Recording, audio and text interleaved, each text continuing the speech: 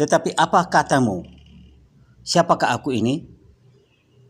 Jawab Simon Petrus, engkaulah Mesias, anak Allah yang hidup. Salve sahabatku yang terkasih di dalam Kristus.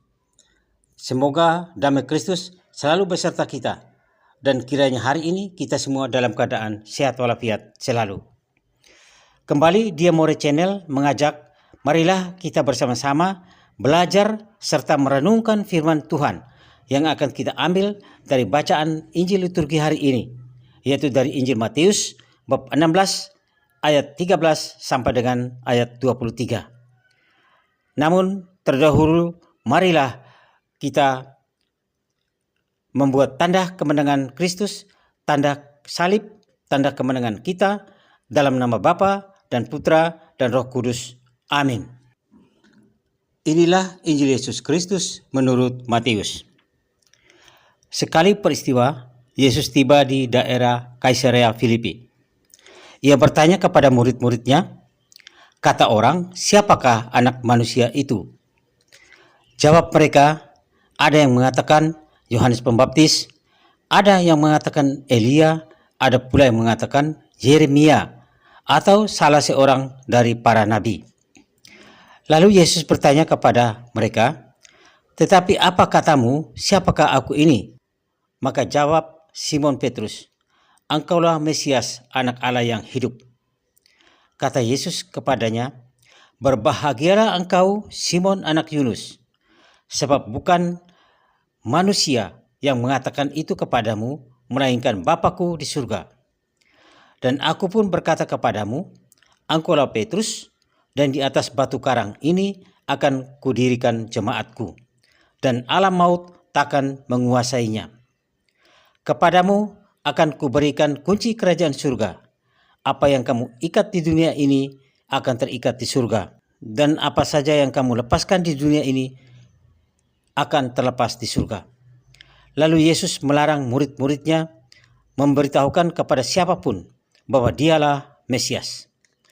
Sejak waktu itu, Yesus mulai mengatakan kepada murid-muridnya bahwa ia harus pergi ke Yerusalem dan menanggung banyak penderitaan dari pihak tua-tua, imam-imam kepala, dan ahli-ahli Taurat, lalu dibunuh dan dibangkitkan pada hari ketiga. Tetapi Petrus menarik Yesus ke samping dan menegur dia.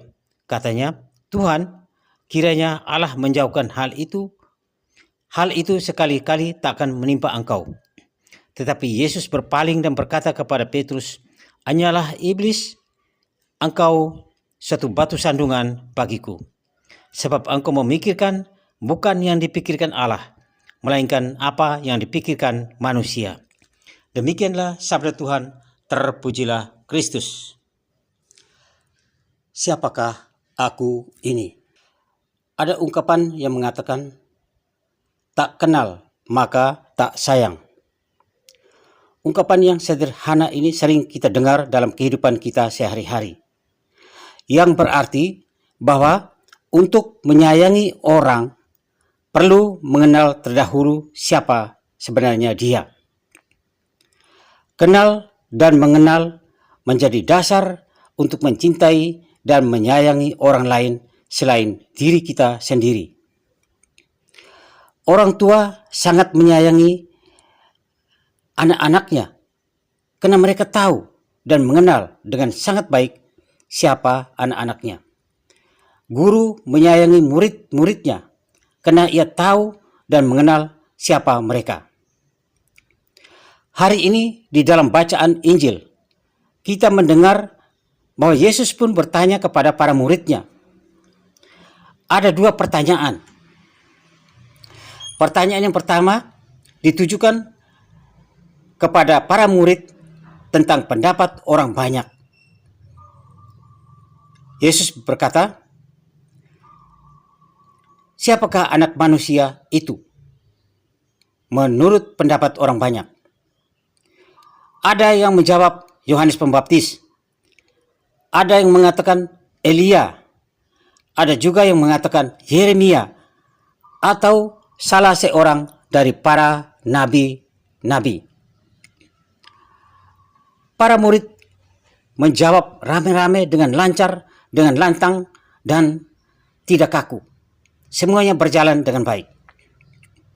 Namun pada pertanyaan kedua ditujukan khusus kepada para muridnya. Yesus berkata, "Tetapi apa katamu? Siapakah aku ini?" Saudaraku yang terkasih di dalam Kristus, mengulang pendapat orang lain atau menjawab sesuai dengan pendapat orang lain atau kata orang itu jauh lebih mudah, lebih gampang daripada memberikan pendapat diri sendiri. Karena orang mudah bersembunyi di balik pendapat orang lain sebagai bentuk mekanisme berkelit-kelit dalam sebuah jawaban secara komunal. Jawaban personal menuntut sebuah pengenalan terhadap pribadi yang dituju secara mendalam. Sudah bukan rahasia umum, orang berani berteriak dengan lantang, berseru-seru dengan suara keras, manakala mereka berada dalam kerumunan dalam masa yang besar. Tetapi pada saat ditanyai secara personal, mereka akan segera membungkam tanpa kata, tanpa kalimat. Alasannya, saya tidak tahu mengenal dia. Saya belum mengenal dia. Saya tidak mengenal dia. Saya mengenal dia hanya sepintas. Saya barusan mengenal dia, dan lain-lain. Sebagai contoh jelas, para murid Yesus, ketika Yesus bertanya, "Tetapi apa katamu, siapakah aku ini?" Hanya Petrus yang berani menjawab. Kata Petrus, "Engkau adalah Mesias, anak Allah yang hidup." Memang sekali lagi bahwa jawaban secara personal menuntut sebuah pengenalan terdahulu tentang pribadi, dalam hal ini Yesus, secara mendalam. Pertanyaan yang kedua ini, Yesus tidak bermaksud ingin mencari pengakuan dirinya atau ingin mencari sensasi atau apa. Yesus tidak percaya terhadap diri sendiri atau ada motif lain. Tentu saja Yesus bertanya kepada para murid bukan untuk mencari pengakuan atas dirinya dan lain-lainnya, tetapi hanya ingin mengetahui kualitas pengenalan para murid terhadap dirinya. Sampai sejauh manakah mereka mengenal siapa itu Yesus. Yesus yang mereka ikuti, Yesus yang berjalan bersama-sama dengan mereka, keluar kota masuk desa, keluar desa masuk kampung, bersama-sama setiap hari. Menyaksikan bagaimana pengajaran Yesus, karya dan mukjizat-mukjizat yang dibuat oleh Yesus. Sejauh manakah para murid mengenal dia? Dalam arti yang sebenarnya, siapakah Yesus itu? Juga Yesus ingin mengetahui motivasi murni para murid untuk mengikuti dia. Jawaban personal Petrus, "Engkau adalah Mesias, anak Allah yang hidup," merupakan sebuah pengenalan terhadap pribadi Yesus secara mendalam. Dan pengenalan Petrus terhadap pribadi Yesus membawakan jawaban syarat makna. Jawaban Petrus luar biasa. Tetapi itu ternyata bukan hanya jawaban Petrus semata-mata, dari pikiran Petrus, dari mulut Petrus. Tetapi Petrus dipakai oleh Bapa di surga untuk menyatakan kepada para murid siapakah Yesus sesungguhnya.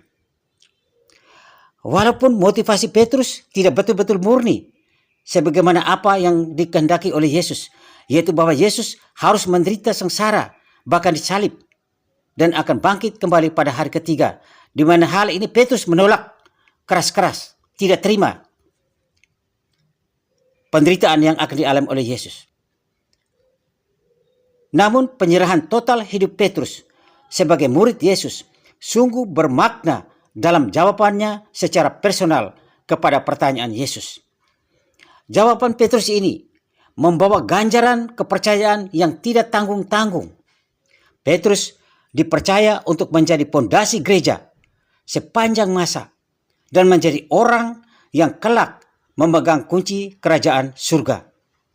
Saudaraku yang terkasih di dalam Kristus, Pengalaman pengakuan Petrus ini menjadi cermin bagi kita di zaman now untuk merenungkan kualitas pengenalan kita terhadap Yesus yang kita imani. Bayangkan saja, seandainya Yesus bertanya kepada kita, "Menurut Anda, siapakah anak manusia itu?" Jawaban kita mestinya beranjak dari pengalaman pribadi kita dengan Yesus, dari keintiman kita dengan Yesus, dari kebersamaan kita dengan Yesus. Jawaban kita harus murni, orisinil, keluar dari dalam hati kita yang terdalam, dari lubuk hati kita, dan bukan mengutip apa kata orang tentang siapa itu Yesus. Sebagaimana apa yang dialami oleh Yesus ketika berada di hadapan pengadilan wali negeri. Banyak pengikut Yesus yang setia, yang setiap hari menyaksikan banyak mujizat dan kemurahan Yesus membantu orang miskin, orang yang menderita, orang yang sengsara. Tetapi nyatanya ketika di depan pengadilan negeri, mereka menjadi pengabdi buta dan menjilat Pontius Pilatus, Herodes, Anas, dan Kayafas. Mereka penjilatnya. Mereka turut berteriak, "Salibkan dia, salibkan dia." Padahal hampir setiap hari mereka mengikuti Yesus, merasakan pertolongan Yesus bagi orang-orang sakit, orang menderita, orang sengsara, dan banyak mujizat-mujizat penyembuhan segala macam penyakit mereka alami. Saudaraku yang terkasih di dalam Kristus, kebersamaan dalam hidup membuat orang semakin saling mengenal dan mengerti pribadi satu sama lain.